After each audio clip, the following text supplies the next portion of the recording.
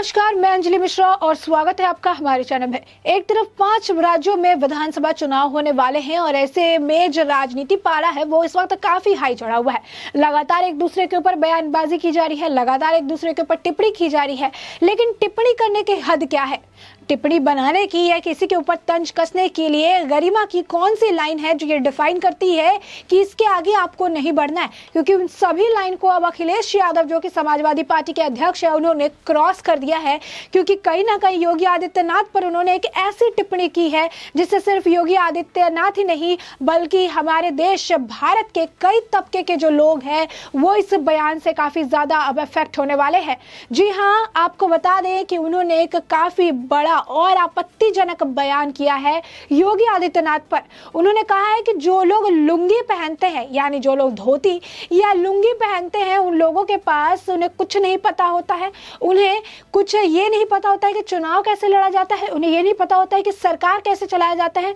In short, उन्हें कुछ भी नहीं पता होता है कि आखिर काम क्या और कैसे हो रहा होता है। तो यहाँ पर उन्होंने जितने भी लुंगी पहनने वाले लोग हैं जो कि उन्होंने योगी आदित्यनाथ के संदर्भ में बोला है, उन सभी की जो आप कह सकते हैं कि उन्होंने आलोचना की है कि इन्हें कुछ भी नहीं आता है। अब ऐसे में आप सोच रहे होंगे कि आखिर इतने बड़े एक बयान के पीछे क्या कारण रहा होगा, आखिर ऐसी कौन सी बात हुई जिसके वजह से अखिलेश यादव इस हद तक बौखला गए कि लुंगी पहनने वालों को बददिमाग कह दिया। तो आपको बता दें कि अखिलेश यादव से एक रिपोर्टर ने एक सवाल पूछा। वहां पर सवाल ये था कि बीजेपी कह रही है कि आपने 29 सीटों पर अपने प्रत्याशी उतारे, अपने उम्मीदवार उतारे, और उनमें से ज्यादातर जो उम्मीदवार है उनके जो बैकग्राउंड है आपराधिक बैकग्राउंड है, माफिया है, क्रिमिनल है, जिनके बैकग्राउंड जो है उनके बारे में बताते हैं कि उनके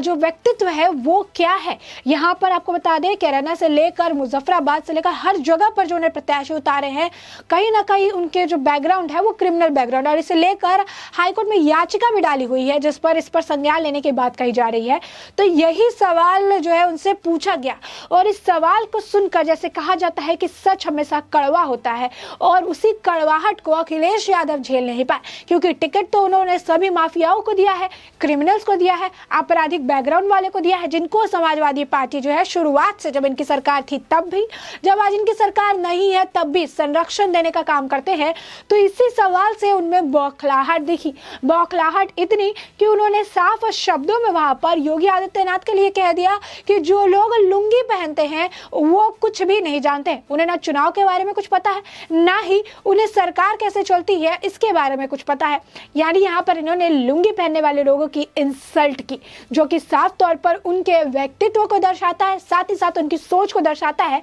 कि वो इस तरीके से कैसे लुंगी पहनने वालों का अपमान कर सकते हैं। क्योंकि अगर लुंगी पहनने की बात आए तो केरला हो, तेलंगाना हो, आंध्र प्रदेश हो, बिहार हो, उत्तर प्रदेश हो, जितने भी साउथ के लोग हो, मुस्लिम कम्युनिटी के लोग हो, सभी लुंगी या फिर यूं कहे धोती पहनते हैं। ऐसे में सिर्फ योगी आदित्यनाथ ही नहीं, इन्होंने सबका अपमान किया है, उन सभी साधु और महंतों का अपमान किया है जो कि लुंगी पहनते हैं, उन सभी लोगों का अपमान किया है जो कि लुंगी को अपना ट्रेडिशन मानते हैं, जो कि लुंगी पहनना उनकी सभ्यता में है, जो लोग इसे एक ट्रेडिशनल अटायर की तरह देखते हैं, उन सभी का इन्होंने अपमान किया है। दुनिया की बात तो छोड़िए, इनके पिता खुद मुलायम सिंह भी लुंगी पहनते थे। यानी कहीं ना कहीं योगी आदित्यनाथ पर इस टिप्पणी को करते करते उन्होंने अपने पिता की भी इज्जत खराब कर दी। उन्होंने अपने पिता के बारे में भी यही टिप्पणी कर दी, क्योंकि मुलायम सिंह भी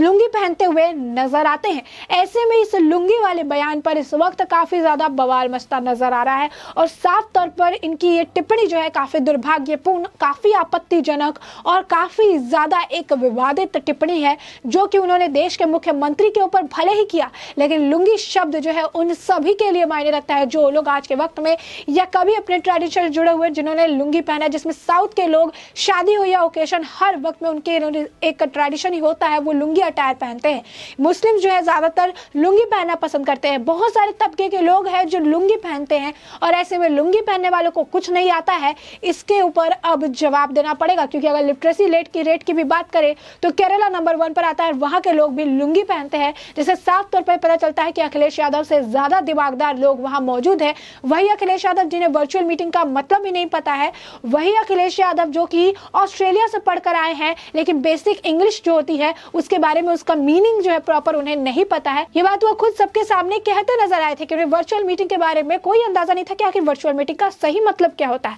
ऑस्ट्रेलिया से पढ़ाई करने के बाद और इस तरीके के शब्दों का इस्तेमाल करना, भारत में राजनीति करना, ऑस्ट्रेलिया से पढ़ाई करके आना, ना इंग्लिश की समझ, ना हिंदी की समझ, ना ट्रेडिशन की समझ, ना संस्कृति की समझ, और इन्हें उत्तर प्रदेश की बागडोर चाहिए। ये वही समाजवादी पार्टी है जो कि काम भी करती है और जब काम गिनवाए जाते हैं तो उन्हें तकलीफ होती रहती है। गलतियां करती है लेकिन जब गलती गिनवाई जाती है तो उन्हें तकलीफ होती है और तंज कसने के वक्त में ये गरिमा को ही भूल जाते हैं कि कौन से शब्द का इस्तेमाल वो कर रहे हैं। मुख्यमंत्री कहिए या फिर वहां पर मौजूद लोग कहिए, कौन से शब्द कौन से तबके के लोगों के लिए वह शब्दों का इस्तेमाल किया जा रहा है, उसके बारे में भी अखिलेश यादव एक बार नहीं सोचते, जो कि खुद समाजवादी पार्टी के अध्यक्ष है। अगर अध्यक्ष की बोली ऐसी है तो समाजवादी पार्टी के और जो नेता है उनकी बोली के बारे में एक बार आप जरूर जान लें कि किस तरीके की भाषाओं का प्रयोग किया जाता है।